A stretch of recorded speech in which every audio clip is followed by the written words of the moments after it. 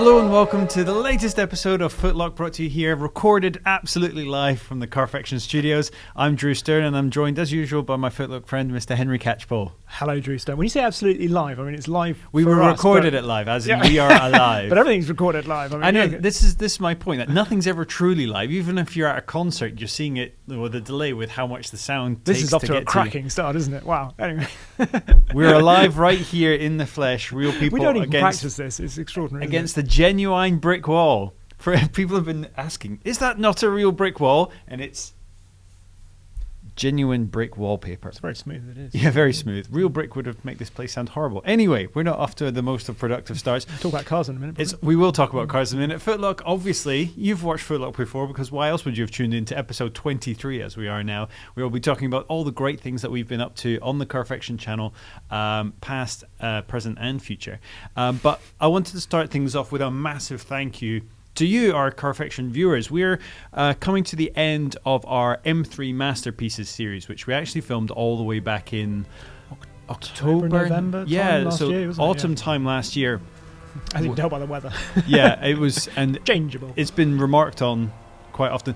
For the small amount of you who haven't seen it, it is obviously our series covering the apex of each generation of M3. BMW M3 from the E30 through to the F80, with Henry driving each and every single one. Sorry? Lucky me. Yes, obviously, yeah. I was fortunate enough to get to drive them as well, but that's not in the film. Although if you do look carefully, I make a few cameos, so you have to look very carefully. This was due to one exceptional benefactor who owned all of them, who was very eager for us to make a film on all of them, and we're exceptionally grateful to him for that. But it's been you, the viewers, who have tuned into every episode. We've done a few of these series over the past 7 years that we've been doing this channel. 7.5 years now, which feels like a long time. And this series has done better than any other series like it we've ever done. So I want to say a massive thank you for watching them, for engaging in the views, for giving us your feedback. And we want to do more series like that. Yeah, it's the first one I've ever done, and I want to do more now. I'm kind of like, that was really cool. Yeah, we have done them in the past. We did some with Alex Goy in the past on things like the Golf GTI series. We did every generation of that, and the Audi RS cars. But this one, for some reason, I think it's the M3. I think there's just something about M3s that just really appeal to people. So a huge thank you. And we are going to, as a special thank you, we're going to make a special edition of these videos where we're going to bundle them all together, not just end to end, but stitch them together into something that makes one complete package, kind of a remastered. So you can binge. You can binge watch it, yeah, but with maybe a few extra insights to tie it all together into one overarching whole piece. And we're going to put that out exclusively on our website. Do you have to pay for that, Drew? You do not have to pay for that. So do you have to subscribe to that? You do not have to subscribe to that. So it's as simple as one click? It's as simple as one click. Good grief. You all watch YouTube, and I'm sure you watch a variety of other YouTubers and vloggers channels, and they make more of a point of this, and you will probably be aware of it. It's really hard to make money off YouTube. And by really hard, I mean it's impossible to make money off YouTube if you spend any money at all on production. And as I hope is apparent, we spend quite a bit of money on production. We've got homes and wives and kids and cars and bills that all need paying, and then there's the cameras and everything and the locations and just the feel of getting the cars, and it obviously costs a huge amount of money, and we want to. Sometimes Charlie likes to eat when he's out on shoot, doesn't he? He insists on being fed all the time. It's becoming a real chore, if I'm honest. But all those things obviously mean that we need to make that money back. And YouTube, you just can't do it. But we do make our money back is the website, which you can find at carfection.com, which is part of The Roadshow, which is our sister site, which hopefully you're also aware of, is the place if you're actually looking to buy a car, the kind of car that people actually buy and own.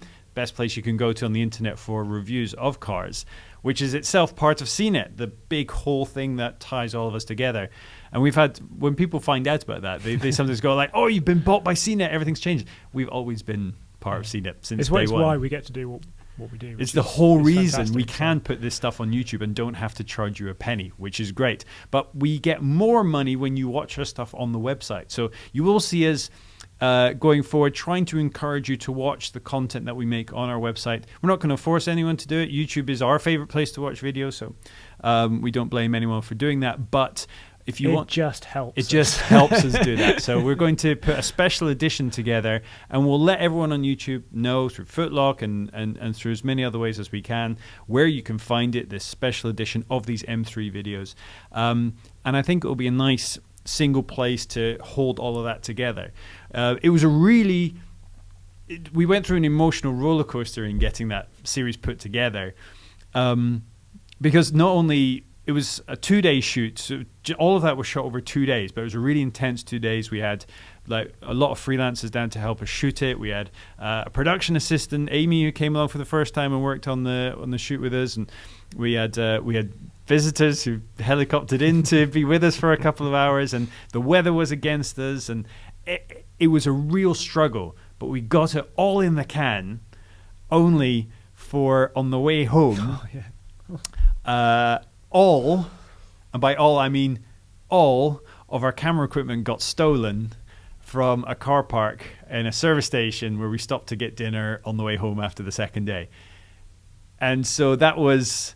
Thankfully, bless his cottons, Charlie Yeah. had taken all the memory cards out of the cameras and kept them on him. Yeah, that was... It doesn't bear thinking about kind of... what we would have lost otherwise. So all that footage was saved, which the owner of the cars, I messaged him to let him know, you know, we lost all our equipment, but thankfully we lost all the footage. And he went, oh, that's good. We would have had to have done it all again. And he was totally up for us taking his cars back out. Hang on a minute. Yeah, I don't think I could have brought myself emotionally to get that circus up and running again. So we love that you love the series, but if you knew the backstory, and now you do. What part am I in the circus? Be careful how you answer this. The lion? Oh, good. Okay. Yeah, that's fine. I'll go with that. You thought I was going to say clown. Oh, now. No, they all thought you were going to say clown. Yeah, so. I'm the Hugh Jackman P.T. Barnum character. Oh, are you? Yeah, I've just decided. Hang on a minute. I'm meant to be Wolverine. I should be him. Yes, but you're Wolverine, as in him in the movies where Wolverine is in. You're not Hugh. No one says, "Oh, look, it's Hugh Jackman in that P.T. Barnum movie, The Greatest Showman." True. I mean, I don't walk around in a red tailcoat, do I? So I suppose. Oh yeah, I guess neither do I. Yeah. The clown comparison and the circus comparison ends here, by the way. Long rambling story short, we are going to put together a special edition of the M3 Masterpieces film, which will probably come close to an hour, probably in its duration, when all the bits have been added together and a few nips and tucks and extra pieces thrown in for good measure. And we really hope you enjoy that again. And if you can watch it on our website, it will be a fantastic boost to us. And you won't have to pay for it. This is it. Like our main thing, my main thing, since the first days of starting this channel up, is that I don't want to charge anyone anything. And there's a lot of channels who have unfortunately had to go down a subscription route or a pay-to-view route, or keeping some of their content, which ends up being the best content, behind a paywall. I do not want to do that. I don't want to go and ask people for monthly donations, you know, as people have been offering, like how they can help. How you can help is watching our stuff on the website. So there's going to be links in pinned comments which can take you to the site version, which will often have a write-up and a gallery alongside it. Lots of extra stuff that you can enjoy. Anyway, there are other things we want to talk about. Can we do thanks as well? Can we do move straight into another thanks for Yes. another film? Because everybody has watched the Senna piece that we did, which was released on the 25th anniversary of his death. May 1st, yes. And we put a lot of effort into that film, and George sweated over the edit a lot. Charlie and George both worked really hard filming it, and we planned it, and it was, again, another of those shoots that a lot went into it. For the few viewers who didn't catch it, how would you surmise the film? It was a part road test of the McLaren Senna on proper roads as well, seeing it amongst traffic and how extraordinary it looks, and then going into sort of it was a look and a tribute to Senna's most incredible lap, which took place at Donington in 1993 as part of the European Grand Prix. And filmed it at Donington. We filmed it at Donington, yes. Yeah. The extraordinary thing is that most of the footage for that we managed to shoot in under an hour on track. That's the kind of stuff that... So it took a lot of planning to get it absolutely sort of, so we had to be completely ruthless, but that was the only way we could do it. Again, because we don't have the budget to hire the track for an entire day, because that would pretty much bankrupt us for several months. But yeah, because Donington is a proper FIA track. Those ones cost a huge amount, so that window of time was very small. And what I think is best in the film is that it's completely hidden. You cannot tell how little time you guys had out there to film, but it was a lot of planning did go into that. It took a while to put together, and I think it was one of those films George was like, oh, I don't know if I'm going to be able to pull this together, and he was panicking about it, and the end result is spectacular. I think it's one of the best films that we've done all year, if not ever. And the comments have been hugely positive. Like people have been coming up to us on shoots since saying like how much they love that film and how like brilliant it is. One thing actually, which was so, because I was doing these sort of very disjointed laps for the filming, so you obviously always watching out for the camera car. So I did a few laps just absolutely flat out. The first one I did, and got a good run out of the corner where he overtook Hill up over the top, and you come onto the straight down there, and there's a little rise that goes sort of where the bridge kind of used to be, or the Dunlop sort of arch, and there's a crest. It doesn't really look like much, but the Senna is sufficiently quick that it really does. It took off over there, is what I'm trying to say. Yeah, and I was kind of just moving, so I hadn't expected it to, and just took off, landed. That's big speed for the car to be unsettled at that point. So that was it's that moment when the tires get back in control, touch the road again. The ride is over. Have to work again. But no, it was a really, really cool thing to be able to see. So it's glad we pulled it off. It's one of those films where I know it's probably extremely uncool to say, but I become a fan of our channel over and over again. Like it's a spectacular film, and the link is in the description below. And if you haven't seen it, please do watch it. It's a great piece of work. But sticking with McLaren, McLaren are churning them out. They're churning out new cars, one after the other, between the unveil of the Speedtail and the 600 LT and the Senna not that long ago.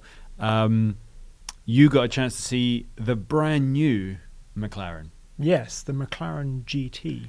Yes. Which is...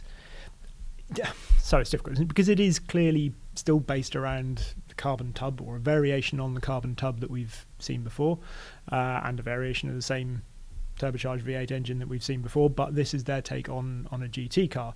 And yes, there was the 570 GT before, but that was just sort of a GT-ish version of the sports very series. Much the sort of tip of a toe in the water sort of thing at this kind of thing, whereas this is much more of a its own thing, and it stands outside the Sport, Supra and Ultimate series cars that we've had before, so it doesn't sit in that hierarchy. And I think it's sort of, the first thing to say is I think it looks really good. I think it looks very imposing. It's a much cleaner sort of car. It's less fussy. There are fewer sort of aero bits and bobs that you have on the things like certainly the 720S. And it looks quite sort of authoritative somehow, I think. And for £165,000, I think that in the same way I think the Bentley Continental GT is actually looks like quite a bargain. It looks like a lot of car for at that sort of price point. And I think this looks like sort of within the range when you compare it to what else is there. It's the sports series money, but it feels like at least super series level of car. Plus you've got all the sort of inside as well. They've machined it all from aluminium, and so all those controls. So it's going to feel like a at least a super series, possibly ultimate series kind of car, but at that price point. So yeah, it's for a company that had really kind of tried to establish those three pillars and everything had followed. It's kind of odd to go and this extra car. Yes. So whether or not this becomes its own thing, because people like to put things in an order, and we found when we ran the premiere on YouTube, where we're all watching it together, and there's the live chat, which I can wholeheartedly recommend. Make sure that you have notifications turned on so you don't miss one. It's the bell icon. It's the bell icon. That people were asking, they were really like, what's this replacing? Where does it sit in the lineup? Yeah. You know, what's the cost? And you go, well, it costs a bit more than Sports Series, maybe a little bit less than Super Series, but it's completely different.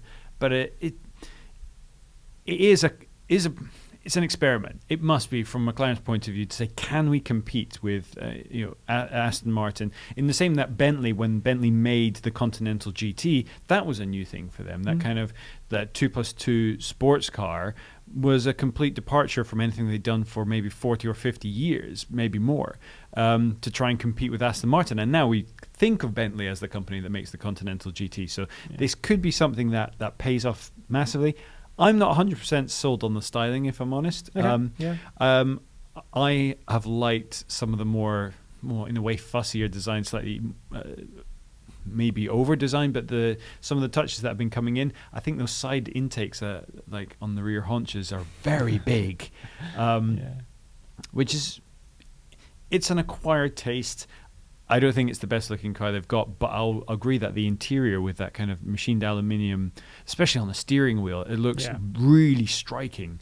And if it drives as well as, say, a DB11 AMR or a Continental GT, which would be a tall ask, because those are cars that are coming at it from that perspective, whose cars have been made to kind of fill that GT mold from the start, rather than we make supercars, but let's see if we can make that into a GT car.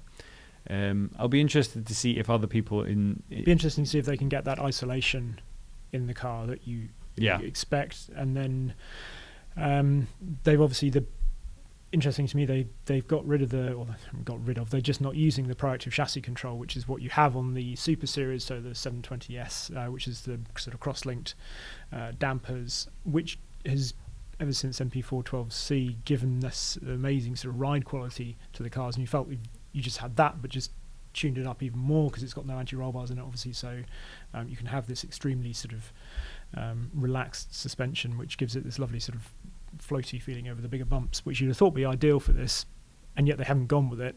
They've gone with more of a sports series setup, which is conventional springs and dampers setup, but with this proactive damper control, that's right, PDC,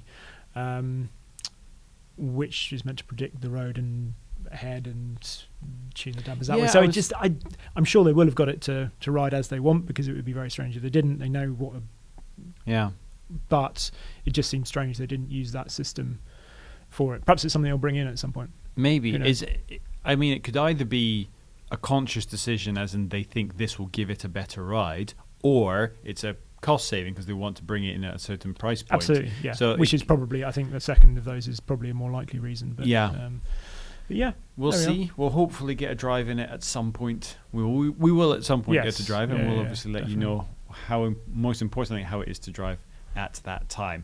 But for me, when you filmed this, which was a couple of weeks ago, at that point we didn't know the name of the car yet. We didn't have. It turns out we sort of did, because we just called it McLaren's GT, and that's what they've called McLaren's it. GT car. Yeah. So the name actually is McLaren GT.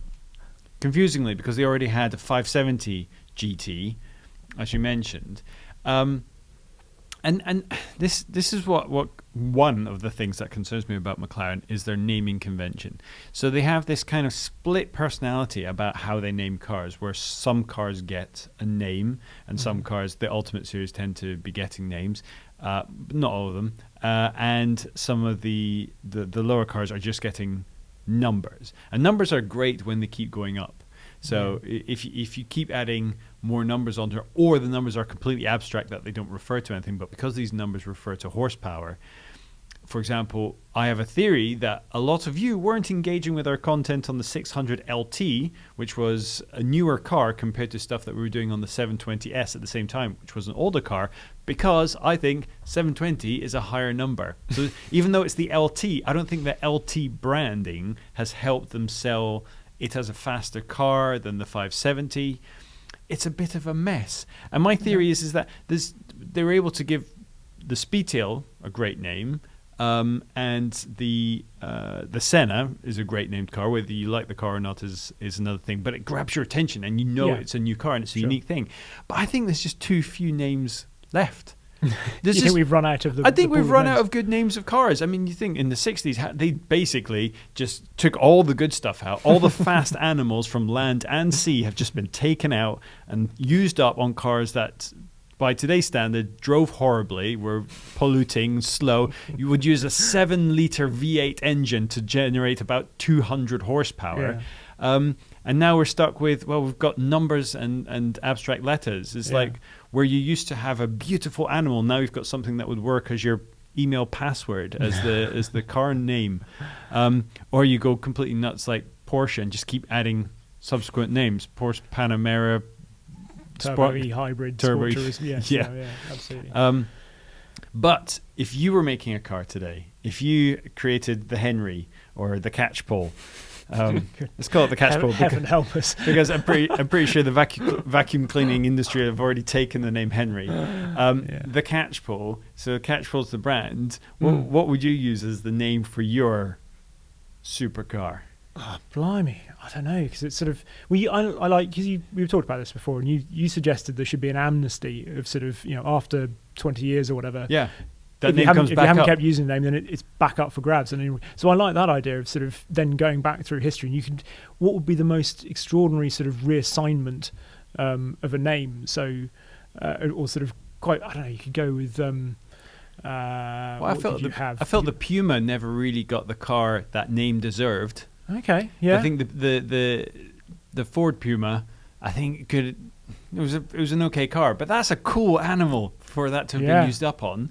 Or you could have sort of something, go from one extreme to the other. So you have sort of, I don't know, the Rolls-Royce Starlet, which would go with their kind of, that could be quite nice. But going from a Toyota Starlet to a Rolls-Royce Starlet is quite sort of, I like the idea of this complete sort of, switch in terms of. That's a really good idea. So, yeah. I did look up some of the other, because some of the best names of the past.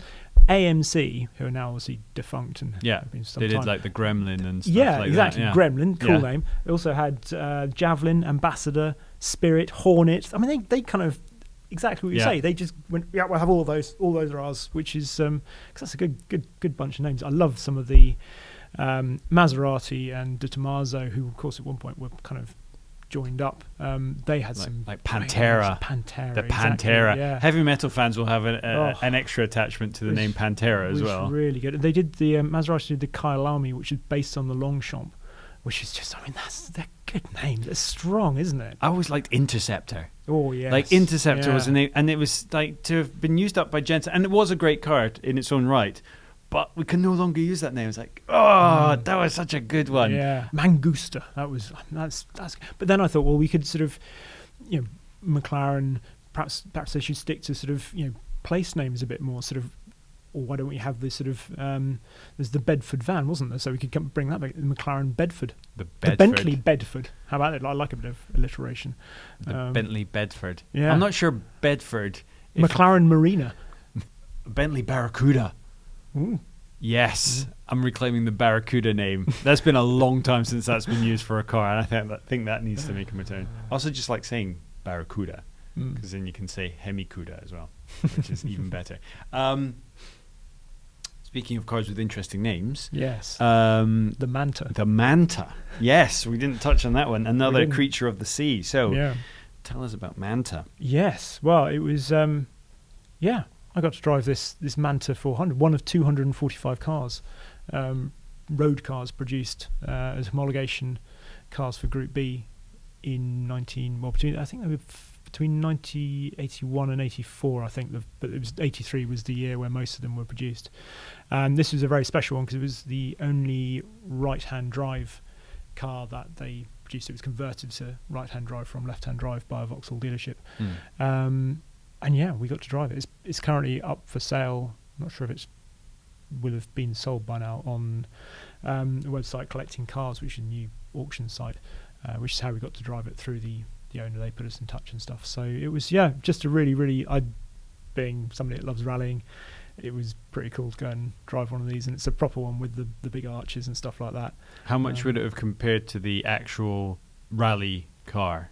So one of the things that was interesting about this car was the fact that the engine was completely standard, so they kept the injection system. They hadn't junked all that and just put a pair of Delortos on it, which is what you needed to do to then take the power from 144 brake horsepower, which it was in road trim, up to 277. I think they were making in the sort of in full-on Group B rally trim. So it didn't have as much power as that, but equally it still had quite a bit of torque. 155 pounds for a torque in a car that weighs 1,200 odd kilos is enough to make it feel sprightly. So the other thing is obviously it's got more modern rubber on it inevitably, and one of the things I said in the film is that I kind of almost think with cars like this you almost want to put vintage rubber or just the shoddiest modern rubber you can find to give it more of that feel. You mentioned that before actually in classic films, that overtired classic cars just don't feel right. And it's not really overtired, it's just the fact that compounds these days are so much grippier that but there's something about the grip of the tyre in combination with the roll and the suspension and the sort of how it all works together. They were designed around a certain tyre obviously, so I think that's it'd be nice to try and keep that more period appropriate, even if it means you're slipping around rather more, which I obviously like. Is it just that you enjoy experiencing the car in the same difficulties that drivers of the day would have had, or do you think it actually upsets the dynamics of the chassis and how it's been dialed in to have those grippier tires? Is the chassis just not able to deal with that much grip? Well, it didn't feel like that necessarily, but it doesn't. I suppose there is a certain element of that. The example I remember having was that I ran a Morgan long-termer for a while, and it was a 4.4 Sport, and they put it on grippier tyres as part of this sport thing. And it was I can't remember, I think it was a set of Avons or something like that, which a more performance-oriented tyre. And I actually put it back to the sort of the Continental trailer tyres that most of them are on, sort of proper ditch hunters, and it felt much happier as a car because as you say, it wasn't putting that extra stress on the chassis, and the whole car just felt happier, really. And I think that's because I imagine if you've got the extra grip, you'd be tempted to use it. And then if you end up leaning the car more than it's comfortable doing, you're going to end up in different kind of trouble. Yeah, exactly. And it is one of those things that there must be a happy medium somewhere. But I think there's generally tyre technology has changed so much in terms of the way that sidewall composition and things like that. So you don't they can be more progressive while still not having huge amounts of grip, if that makes sense. So you wouldn't get that instant snap away that you don't want. But it's made things like old 911s and Peugeot 205s and things like that actually obviously hugely more drivable, which is good in some respects, but also it's not that the car has changed over the years, it's just that the tyre technology has changed to mean that they're not as scary or sort of perhaps as interesting in some cases as they might once have been. So well, if you want to know more about the Opel Manta 400, there's a film of it on the channel, and there'll be a link down in the description. But it's not just older cars that we've been driving. You got a chance to go out and drive the new Porsche Speedster, which we were looking at I think it was at Festival of Speed, but we also saw it at Geneva last year, 2018. And now it was finally available for you to take out and drive. So those were the two concepts that they built. I think they were calling those concepts rather than prototypes, because they were obviously built in the 70th anniversary year. So there's a sort of the excuse for them being the present to themselves as Porsche. And a few of the details that were on those original cars haven't been carried over to the production version, which certainly a conversation I've had with a couple of people who've said, it's a real shame they didn't keep wing mirrors. I kind of understand because, as they said in the press conference, it's not... You just couldn't see out of them particularly well, to be honest. They look lovely, but they really weren't great. The centre fuel filler cap, again, they said, well, you don't really want to lean over and then have the kind of the mess. And but I just think it was cool, and I don't think people really would have minded too much having that. I think it just added something extra. I mean, let's face it, it's not a car you're going to use every day. And I had a really good drive with George on the way back to the hotel. One of those drives, you find roads for filming and then roads that you just end up driving, and it was it was a good. That's some of the back. Some of the nicest driving you get on these launches is when you wrapped and put all the kit in the back, and you're like, you're desperate. We have to get it back. Yeah, let's have to get it back. But those you're entering into the sat nav, so it's going to say, "What? We're meant to be back half an hour before that." And it's going to. I've ran into many airports, bags under arms, going, "We can make it. We can make it," like some kind of late running dad on a family holiday. I've been up to a few things as well. And obviously you can see the Supra film on the site. The links will be below. Speedster, not Supra. We're getting to Supra. I said, did I say Supra? You said Supra. I meant Speedster, but and we will talk about what I've been driving soon. But Supra. There's a new Supra out. Rory's done a film. In case you hadn't noticed. Yeah, not many people are talking about it, so it can go under the radar, as I'm sure you're aware. Rory Reid went out to Spain to drive it for us on road and track, and we have a film for that up on the site. But I wanted to get your feeling on the styling. Neither of us have driven it yet. And it is essentially a BMW Z4 underneath. Certainly sounds like it, yeah. And the styling is, I don't even think it's fair to call it divisive. I think most people are not 100% keen on it. Really? Okay, I thought it was just me. I'm certainly not. Yeah, particularly the nose around the front. That's talking to Charlie earlier. The sort of the nose of the nose, if that makes sense. You know, the bit in the middle, which kind of reminds me of when F1 cars had to have that little protuberance sort of for the crash structure at the front, and they all sort of designed something. Well, that's the easy way to do this, and everyone went, "Oh no, that's not what we meant to happen." In the kind of regs, and it just Tim Stevens from on our sister site, theroadshow.com, who also did a video on the Supra, made that exact same remark. It's trying. For Toyota, it's trying quite hard to look like it's part of a motorsport which it hasn't had any part in playing for the last 10 years. It looks a bit weird. I think because the roof line looks quite tall and the shoulder line looks quite tall, which is all about side impact protection now and legalities around it. It makes it look quite dumpy. So the Supra is from that generation of cars that could be nice and long and sleek. And even though lengthwise there's not a huge difference, because that belt line looks so much higher, it just looks dumpy. And the double bubble roof, easy for you to say, is in isolation looks great, but I just don't think it ties the whole thing together. I think it looks unremarkable and clumsy at the same time. Ooh. Yeah. I've been Harsh told. words. I've been told it looks better in person, but I've seen it at trade shows, and I'm not sure it does. All would be forgiven if it handles amazingly. Yeah. All would be forgiven if the tuner community can get its hands on it and do something, like what made the Supra an interesting car in the first place. It wasn't necessarily what rolled out of the factory, but what could be done to it. The Supra now doesn't have the benefit of being able to be featured with like Tom's Castrol livery for Gran Turismo games anymore. It's I think the days where cars get built up by Gran Turismo appearances are over now that they each have 7 million cars in each of them. So it's going to have to make it on its own 4 tires. And I just don't... I think this might have been a missed gamble on Toyota's part. It is. It does feel strange. If you're really if you buy into the whole Supra thing and you want a Supra and you love the Japanese straight six idea, the fact that it hasn't got a Japanese straight six, it's got a BMW straight six in it, that's not going to appeal to you. It just feels to me, if you look at if you look at Supra and you look at BMW, they seem to me different camps. They're not, and combining the two, I'm not sure. As you say, I've yet to drive it. I look forward to driving it because it might be just what we need. It might be. I just think in terms of... Or it could be that the best car with that turbocharged straight six engine in it could be from Malvern. Could be a Morgan. It could end up, couldn't it? Yeah. Well, yes. Yeah, no, it's not impossible. It's not impossible? I mean, Malvern... stranger things have happened. The Malvern factory was one of the last ones to use the old BMW V8 engines on their way out, so when they were still being made on the production line.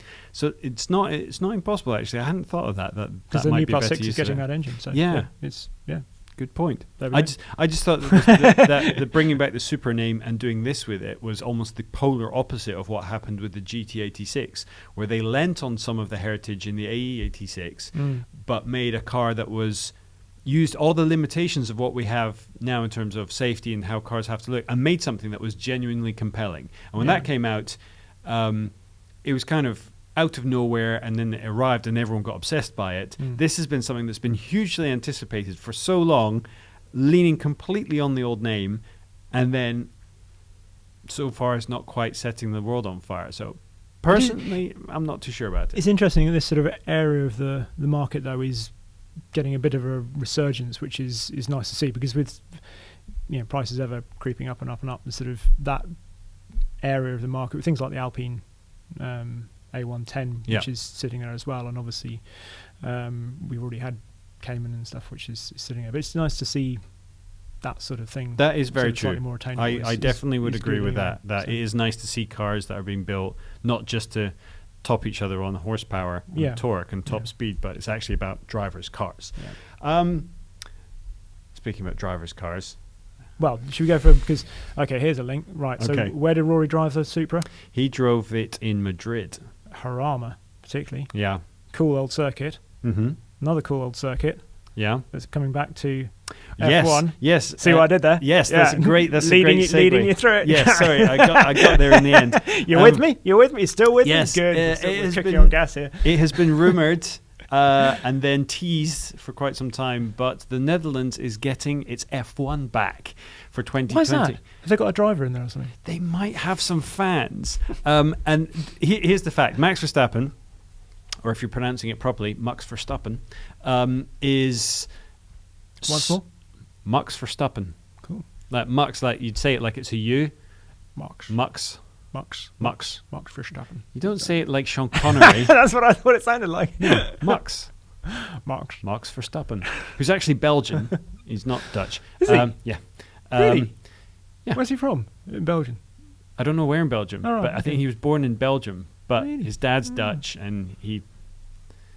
It's like Albon. Albon's British, but he races for Thailand. Like the motor racing equivalent of Mathieu van der Poel. So. Well, there you go. Yeah.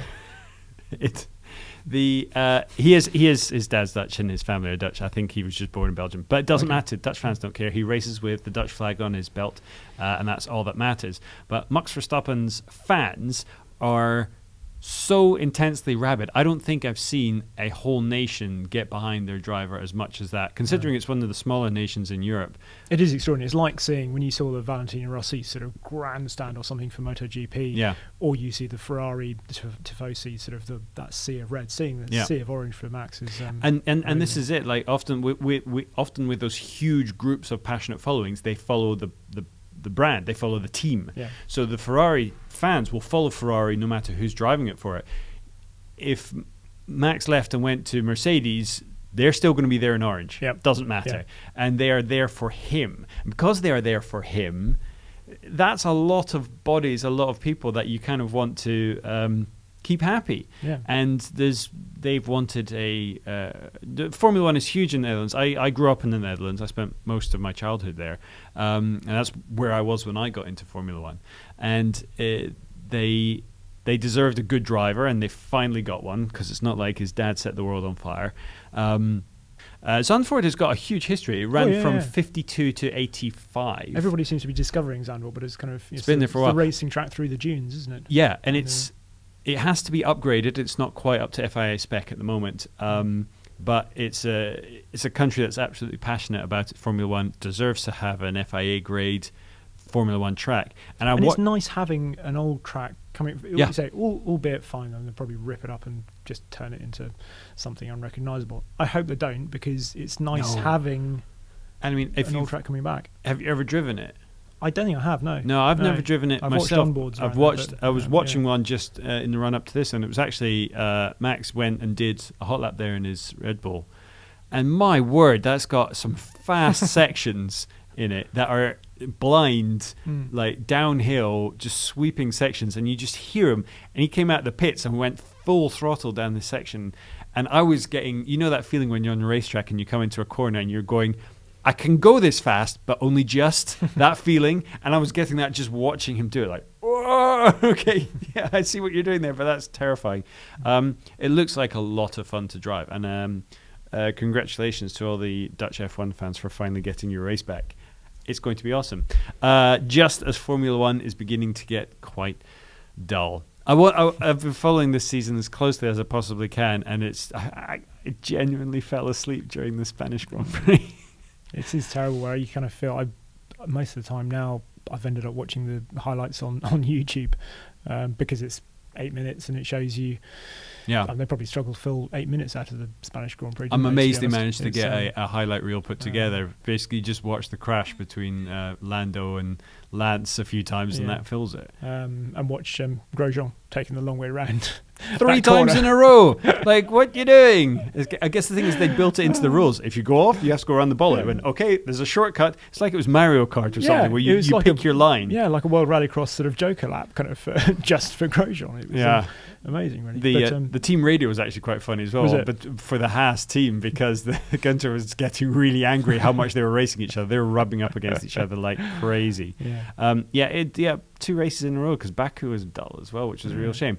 But this brings me on to my point, is that last weekend it wasn't just the Spanish Grand Prix, it was also the Monaco E-Prix for Formula E. Quickly, before we move on to E-Prix, worth reading, Martin Brundle wrote a piece, which was today or yesterday, went up in the Sky Sports website, I think. His view of what F1 needs to do in the season so far and stuff, very good. Thoroughly recommend you go and have a read of it. It's just nice, so I'd flag it up for anyone that hadn't seen it. So yeah, anyway, E-Prix. Sorry. E-Prix. I watched the E-Prix from Monaco on Saturday. One of the interesting things about Formula E is that they put the entire race weekend on a single day. So practice, qualifying and the race all happen on the Saturday, and crucially it's on a Saturday, which is for a few reasons. One, it gives a very exciting full day of racing, and number 2, because they're all city circuits, it's easier for them to actually get into cities because they can get it all tidied up and ready for Monday again. But they don't run the full F1 circuit, but it is around there, so I think it starts in a slightly different place, and then it cuts out the tunnel section and then comes back in at the swimming pool, and then goes back through Rascasse and then back up. It's entertaining. It looks pretty good. Right. Yeah, so it basically just cuts off the first third and then joins at the swimming pool and then comes back around. Right. Okay. It's the shortest circuit. I think it's only like 1.2 kilometers. It's very short. It takes them about a minute. And does it sound good going through the tunnel? They cut out the tunnel. They don't go through the tunnel. Oh, that's the reason then. That's the reason. Right. Okay. So I've heard different excuses as to why they do it, but I think the most it's genuinely because otherwise people would just go. Well, I think there's 2 things. Number 1, if they did the full circuit and went through the tunnel, you'd hear that these Formula E cars don't sound as exciting as Formula 1 cars, which arguably don't sound as exciting as they used to anyway. But that aside, there's that. Also, I don't think they do the full circuit because people would be comparing their lap times. And then you'd have a like-for-like comparison, and you'd see how much quicker a Formula 1 car is. That aside, really what we want to see is wheel-to-wheel... Porsche Super Cup car or something. Yeah, exactly. What we want to see is wheel-to-wheel racing, and it certainly had that. I've been following the Mahindra team because they were kind enough to invite me out to watch the Paris E-Prix a couple of weeks ago, and then I got to drive the Gen 1 Formula E car, and then the current Gen 2 car, the one that they're using in the current 5th season of Formula E. And I actually got to drive it. I got to spend some time with Jerome D'Ambrosio, who's one of their drivers, who's one of 5 or 6 drivers who've started every single Formula E race since the thing very first started. He was previously with Marussia F1 team and did some driving with Virgin as well. Did you make Custard before that? His nickname was Custard. His nickname at Virgin was Custard, actually. I didn't bring that up with him. That's a very British joke and not a very good one. But Devon knows how they make it so good. No, we're still there. But Jerome D'Ambrosio, genuinely a lovely, lovely chap, and he gave me some sighting laps as well as the day before some tips while I was having a day on the sim at a track circuit, the Calafat outside of Barcelona. I actually got to drive the car, and it's amazing what that car can do. But it's tricky to handle, especially for a non-race driver. Like, I'm not a professional racing car driver, and I'm only barely a good driver to start with. Keeping that on the straight and narrow is tough because they have so much torque that is available like that. Like, you put your right foot down, those rears want to spin up. If the steering wheel has any lock on it whatsoever, those rear wheels will try and overtake the front. Yeah. So you cannot, if you're driving in a race car, for me especially, come up to a corner, you brake in a straight line, and then you're on the throttle through the corner and you feed the power on as you exit. If you do that, if I drive like that in a Formula E car, you're going to spin. So you have to brake later and hold the brake all the way to the apex, and then slowly feed the power back in, and then kind of juggle it out of the corner. As we were seeing the team principal of Mahindra and Dilbag and some of the other journalists doing the same thing, coming into the corner and just getting on the throttle too quickly, and watch it snap so quickly because there's so much torque there. And it runs on, they've got one set of tires that they run wet or dry. Yeah. So I asked, is it still a road tire? It's you can't buy it for your car, but it looks looks for all intents and purposes like a road tire. Yeah, Michelin do all the rubber work for Formula E, and it looks like a wet tire. And I asked Jerome, about whether or not it doesn't feel compromised in the dry. He says it's not optimized for either. It's meant to be able to span both. That's the point of it. So there's not huge amounts of grip from the tire. It's not like a proper racing slick. So it will spin up really, really easily. The interesting thing you said to me was it was the first time you'd driven a car with a halo. Yeah. And what was that like? That's something I've never experienced. Driving with a halo. I think when everyone was hearing about halos coming in, the first thing was, oh, it will look terrible and we'll really care about it. And now that it's been racing for a couple of years, no one cares about it. Like, you can still see the drivers clearly. And then it was like, oh, but it will get in the driver's way. And I didn't realize, probably until about a day after the driving session, and I was looking back over the footage and went, oh yeah, there was a halo right in front of my face the whole time.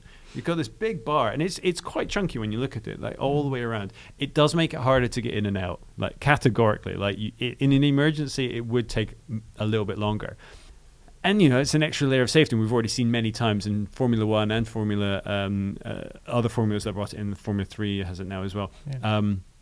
That it saves people's lives. It's a vital piece of safety technology. It's absolutely fine. But from a driver's point of view, you cannot see it because I think literally your eyes go either side of it, and you're focused on the turn ahead, so your point of focus is there, and this is so close to you that you don't focus on it at all. Your eyes do weird things, don't they, to fill in sort of stuff the whole time. That you don't notice. Video is just a sequence of still images, but look, I'm moving.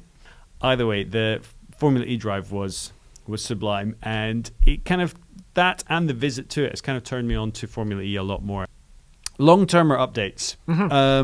You are running your Merc. I am, yes. Yeah, which we will have some footage of on the channel fairly soon, hopefully. Hopefully, by the time this goes out. Yeah, absolutely. I did realise, actually, that I've now in my garage at home, I don't actually have a garage, but, in the Catchpole fleet, there's now a rear-wheel drive, front-wheel drive, and an all-wheel drive. So I've got it all covered. You've got the ultimate three-car garage then. Exactly, yeah. It's all good. The one thing I have sort of just jumping in and out of other cars, including the 992, which we were in not that long ago.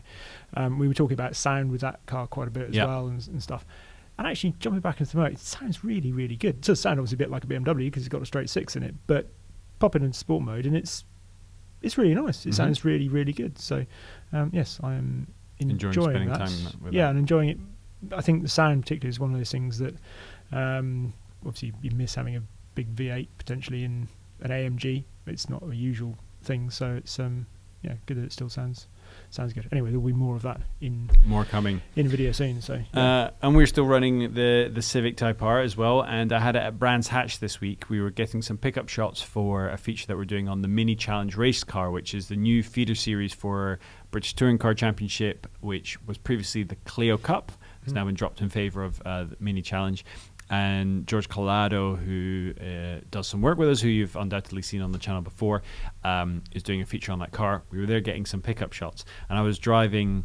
I was hoping to drive the GP circuit actually, but we ended up just on the Indy at Brands Hatch, doing laps at lunchtime to do car-to-car stuff. And we found one fatal flaw in the car's amazing aero is that wing on the rear creates a great amount of downforce, which is great when you're driving, not so much when you're trying to drive with the boot open and you've got a cameraman who stuck his head out the back. Anyway, I think that's more than enough for an episode of FtLoC. We have waffled. We have waffled for quite some time. Thank you so much for watching. Remember, of course, you are already subscribed because you're the kind of person who's made it to the end of an episode of FtLoC, which makes you our best. Both of you have made it to the end. Well done. Both of you have made it to the end. Means you are our best friends. And if you put hashtag best friends in your comment below and have a question, that we will definitely answer it in next episode of FtLoC. I've just decided that. That's what being in charge means you can do, making decisions on the spot. Make sure you do hit the notification icon, though. It does help you stay up to date with everything that we're putting out and gives you a chance to join in on our YouTube premieres whenever films come out for the first time. Myself or Henry or both of us will be in the chat talking to you live, answering your questions, taking your praise or otherwise. Someone was asking who is Henry today in the comments, which I found particularly that's fair enough, funny. This is Henry, by the way. Yes, make sure you've hit that notification icon. But we're also everywhere else. You can find us on Facebook, Carfection. You can find us on Twitter at Carfection. And you can find us on Instagram at Carfection Films. If you want to find either of us, I'm at Drew Stern everywhere. Stern is spelled Stearne. And Mr. Henry Catchpole is at Henry Catchpole. Catchpole spelled Catchpole. Like that. But to be honest, people would guess that because it's literally catch-pole. It's amazing how many times you have to sort of, it's one of those things you start sort of saying, oh, I'm like the famous actor. There's no catch-pole actor. Oh, yes, of course, people write it down. It's quite fun. Well, fair enough. There was a catch-pole cricketer, Australian. I don't know anything about cricket. The biggest mistake I get with my name is that when it's written down, the R and the N look quite close together, and sometimes people think it's an M, and then I'm called Drew Steam, which is my poor name. It's my Vegas showgirl name. We're going to end on that as well. We're going to end on that note. So for now, from me and from Henry, it's goodbye, and we'll see you next time.